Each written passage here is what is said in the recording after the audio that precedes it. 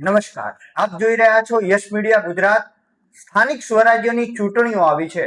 આ ચૂંટણીઓનો જંગ જામ્યો છે ત્યારે જે રીતે ભાજપ હોય, કોંગ્રેસ હોય કે આમ આદમી પાર્ટી તમામે પ્રચારના શ્રી ગણેશ કર્યા છે. ત્યારે ભારતીય જનતા પાર્ટીના વાવથરા જિલ્લાના પ્રમુખ ડોક્ટર નરેશ ઠાકોર આપણી સાથે જોડાયા છે. સાહેબ, યશ મીડિયા ગુજરાતમાં આપનું સ્વાગત છે.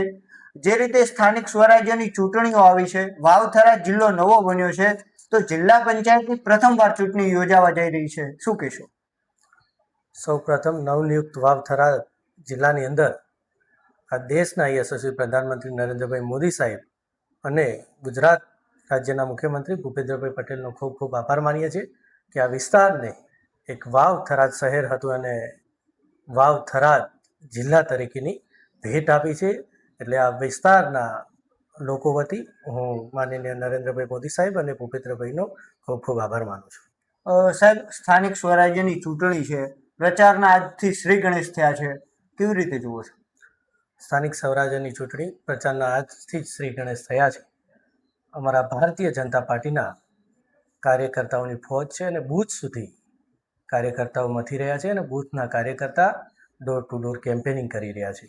અને ભારતીય જનતા પાર્ટી અને નરેન્દ્રભાઈ મોદી સાહેબની સરકાર અને ભૂપેન્દ્રભાઈની સરકારમાં અનેક વિકાસલક્ષી કામો થયા છે અને આ વિકાસના કામો લઈ અને અમે દરેક ગામના લોકો સુધી અને જનતા સુધી જવાના છીએ. સાહેબ, કેવા મુખ્ય પ્રશ્નોને લઈને સ્થાનિક લોકો સુધી પહોંચવાના છો? કેટલીક એવી યોજનાઓ છે જે આ વિસ્તારને ખૂબ જરૂરિયાતવાળી હતી અને અસરકારક છે.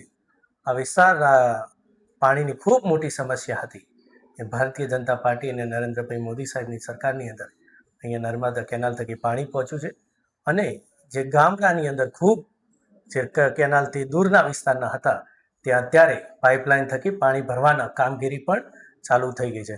સાથે સાથે ઘણી એવી બધી યોજનાઓ છે, આયુષ્માન કાર્ડની હોય, પ્રધાનમંત્રી આવાસ યોજના હોય, આમ અનેક યોજનાઓ જો ગણાવવા જઈએ તો આપણને કલાકો વીતી જાય એવા પ્રધાનમંત્રી નરેન્દ્રભાઈ મોદી સાહેબ અને ભારતીય જનતા પાર્ટીની સરકારની અંદર થયા છે.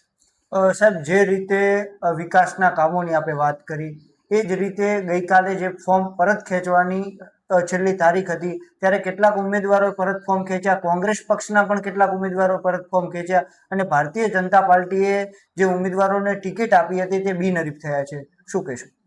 100% ઘણી બધી જગ્યાએ કોંગ્રેસના અને અપક્ષના ઉમેદવારોએ ફોર્મ પરત ખેંચ્યા છે. ઘણા બધા લોકો વર્ષોથી કોંગ્રેસ સાથે જોડાયેલા હતા પણ ભારતીય જનતા પાર્ટી અને નરેન્દ્રભાઈની સરકારની અંદર વિકાસોની કામની વણઝારને જોઈ અને પોતાના વિસ્તારની અંદર અને સમાજ કલ્યાણ માટે ભારતીય જનતા પાર્ટીમાં જોડાઈ અને કામ કરવું એમને સહેલું લાગ્યું છે. ત્યારે ભારતીય જનતા પાર્ટીની અંદર જોડાણા છે અને ગુજરાતભરની અંદર અત્યાર સુધીના ઇતિહાસમાં પ્રથમવાર આટલી મોટી સંખ્યાઓની અંદર તાલુકા પંચાયત, જિલ્લા પંચાયત અને નગરપાલિકાની સીટો બિનહરીફ થઈ છે. સાહેબ, જિલ્લા પંચાયતની જો વાત કરવામાં આવે તો જિલ્લા પંચાયતની વાવથરા જિલ્લામાં કુલ 30 સીટો આવેલી છે, તો 30માંથી કેટલી જીતવાની આશા વ્યક્ત કરો છો? ભારતીય જનતા પાર્ટીનો એક પણ ઉમેદવાર હારવા માટે નથી ઉતરતો, એ જીતવા માટે ઉતરે છે અને તમામે તમામ સીટ ઉપર ભારતીય જનતા પાર્ટીનો ભગવો રહ્યા છે. સાહેબ, નગરપાલિકાની વાત કરીએ તો વાવથરા જિલ્લામાં 2 નગરપાલિકાઓ આવેલી છે, તો એમાં કેટલી જીતની આશા વ્યક્ત કરો? 100% બંને નગરપાલિકા, ભાભર નગરપાલિકા અને થરાદ નગરપાલિકા સંપૂર્ણ બહુમતી સાથે ભારતીય જનતા પાર્ટીની બનશે. સાહેબ, ગણતરીના દિવસો જ બાકી છે, પ્રચાર બાદ મતદાન થવાનું છે, તો લોકોને શું સંદેશો આપશો? ગણતરીના દિવસો બાકી છે. અત્યારે તમારા મીડિયાના માધ્યમથી દરેક લોકોને કહેવા માગું છું કે નરેન્દ્રભાઈ મોદી સાહેબની સરકાર, ભૂપેન્દ્રભાઈ પટેલની સરકાર થકી અનેક યોજનાઓ થકી આ વિસ્તારને લાભ મળ્યા છે. આ વિસ્તારનું ડેવલપિંગ થયું છે. આ વાવથરા જિલ્લાને અત્યારે જોતા થરાદની અંદર કદાચ તમે એન્ટ્રી મારો તો આ વિસ્તારની ખબર પડે કે આ પહેલાંનું થરાદ ક્યાં હતું અને અત્યારનું થરાદ ક્યાં છે. આ સરહદી વિસ્તારની અંદર નડાબેટની વાત કરીએ તો તેનું ડેવલપિંગ પણ જોઈ શકાય છે.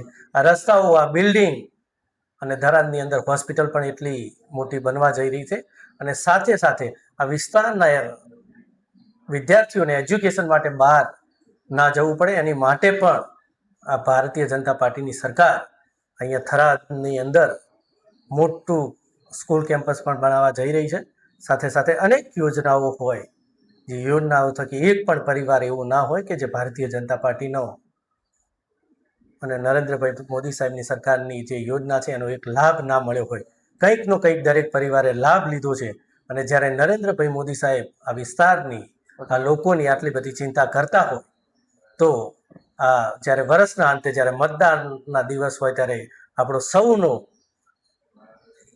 એક મનોબળ કરી અને આપણા પર રહેલું અહેસાન જે લોકો માટે છે, એ ભારતીય જનતા પાર્ટી માટે આ દરેક લોકો પોતાનું મત આપી અને નરેન્દ્રભાઈ મોદી સાહેબનો ઋણ સ્વીકાર કરશે.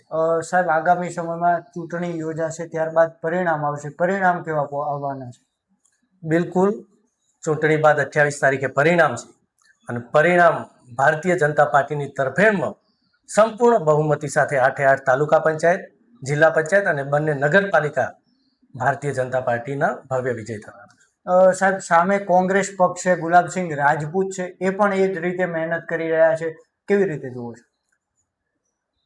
કોંગ્રેસ પક્ષના કાર્યકર્તાઓ અને ભારતીય જનતા પાર્ટીના કાર્યકર્તાઓની કાર્ય પદ્ધતિ બિલકુલ અલગ છે.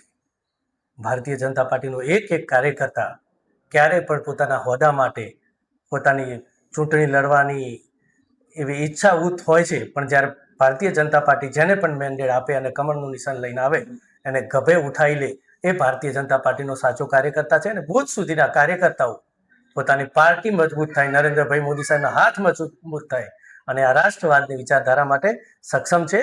ત્યારે સૌ મારા બૂથના કાર્યકર્તાઓ અને ભારતીય જનતા પાર્ટીના આ કાર્યકર્તાની ફોજ પર મને ભરોસો છે કે આ તાલુકા, જિલ્લા પંચાયત અને નગરપાલિકાનું પરિણામ સંપૂર્ણ બહુમતી સાથે ભારતીય જનતા પાર્ટીનું રહેશે. સાહેબ, જે રીતે આપણે વાત કરી વિકાસની, જો આવનાર સમયમાં ચૂંટણી જીતશો અને ભારતીય જનતા પાર્ટીની સરકાર આવશે તો હજુ પણ કેવા પ્રકારના વિકાસના કામો થશે? આવનારા સમયની અંદર ભારતીય જનતા પાર્ટી એક વિકાસનું વંટોળ લઈને આવવાની છે. જે પણ વિસ્તારની અંદર રસ્તાઓના કામ બાકી હોય, પાણીની સમસ્યા હોય અને કોઈ વિસ્તારનું અંદર મેડિકલની સુવિધાઓ જે વંચિત રહી ગયું છે, આવી નાની મોટી શિક્ષણની બાબત હોય, આ બધી જ બાબતોને ધ્યાનમાં લઈ અને ભારતીય જનતા પાર્ટીની સરકાર, નરેન્દ્રભાઈ મોદી સાહેબની સરકાર, ભૂપેન્દ્રભાઈની સરકાર આ રસ્તા પર કામ કરી અને છેવાડાના લોકોની સેવા કરશે. સાહેબ, ધન્યવાદ, આપ અમારી સાથે જોડાયા. તો આ હતા ડોક્ટર નરેશ ઠાકોર, જેઓ કહી રહ્યા છે કે આવનાર સમયમાં જ્યારે ચૂંટણીનું પરિણામ આવશે તે ભાજપ તરફી આવવાનું છે. યસ મીડિયા ગુજરાત પણ તમામ સ્થાનિક લોકોને તેમજ શહેરીજનોને એક અપીલ કરે છે કે જ્યારે 26 તારીખે મતદાન યોજાવાનું છે ત્યારે 100% મતદાન કરીએ, કારણ કે મતદાન એ મહાદાન છે અને દાન કરવું એ આ વિસ્તારના લોકોની એક ખમીરવંતી વાત રહી છે. એટલે ક્યાંક ને ક્યાંક 100% મતદાન થાય એવી યસ મીડિયા ગુજરાત પણ આજે વિનંતી કરે છે. સાથે જ સાહેબે વાત કરી કે જો આવનાર સમયમાં ભારતીય જનતા પાર્ટીની સરકાર બનશે તો અનેક નવા વિકાસના કામો થવાના છે. આવી જ અપડેટ માટે જોતા રહો યસ મીડિયા ગુજરાત. નમસ્કાર.